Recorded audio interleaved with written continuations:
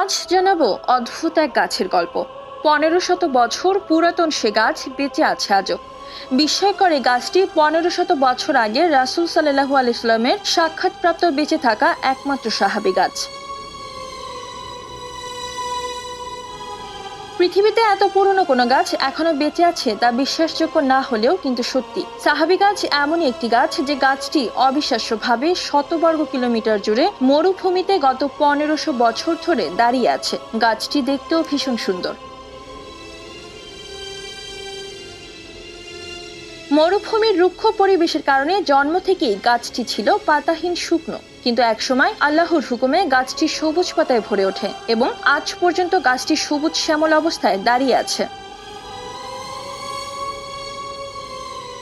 অবিশ্বাস্য এই গাছটি জর্ডানের মরুভূমির অভ্যন্তরে সাফাই এলাকায় দণ্ডায়মান। জর্ডানের বাদশাহ আব্দুল্লাহ সর্বপ্রথম এই স্থানটিকে পবিত্র স্থান হিসেবে ঘোষণা দেন।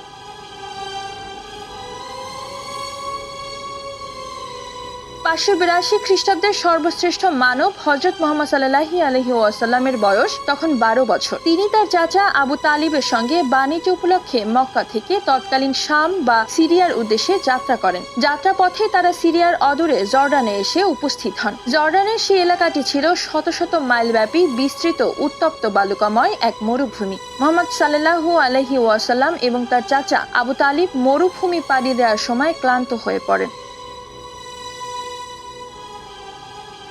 তখন তারা একটু বিশ্রামের জায়গা খুঁজছিলেন, কিন্তু আশেপাশে তারা কোনো বসার জায়গা খুঁজে পাচ্ছিলেন না। চারিদিকে যতদূর চোখ যায় কোনো বৃক্ষরাজির সন্ধান পাচ্ছিলেন না, কিন্তু দূরে একটি মৃতপ্রায় গাছ দেখতে পেলেন তারা। উত্তপ্ত মরুভূমির মাঝে গাছটি ছিল লতাপাতাহীন, শীর্ণ ও মৃতপ্রায়। উপায় না পেয়ে তারা মরুভূমির উত্তাপে শীর্ণ পাতাহীন সেই গাছটির তলায় বিশ্রাম নিতে বসেন।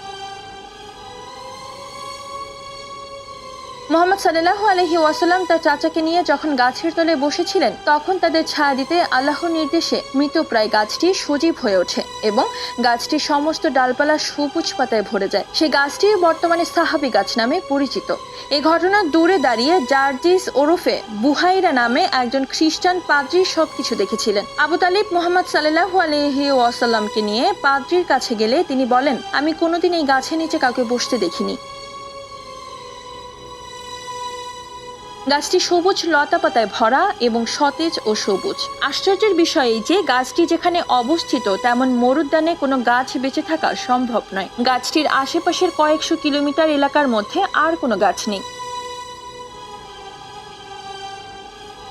গাছটির চারিদিকে দিগন্ত জোড়া শুধুই মরুভূমি আর মরুভূমি। উত্তপ্ত বালুকাময় মরুভূমির মাঝে গাছটি দাঁড়িয়ে থেকে আল্লাহর অসীম ক্ষমতার সাক্ষ্য দিয়ে যাচ্ছে। সেই সঙ্গে মহানবী রাসূল মুহাম্মদ সাল্লাল্লাহু আলাইহি ওয়াসাল্লামের স্মৃতি আঁকড়ে ধরে রেখেছে, যা আল্লাহ তাআলার কুদরতি ক্ষমতার উৎকৃষ্ট নিদর্শন।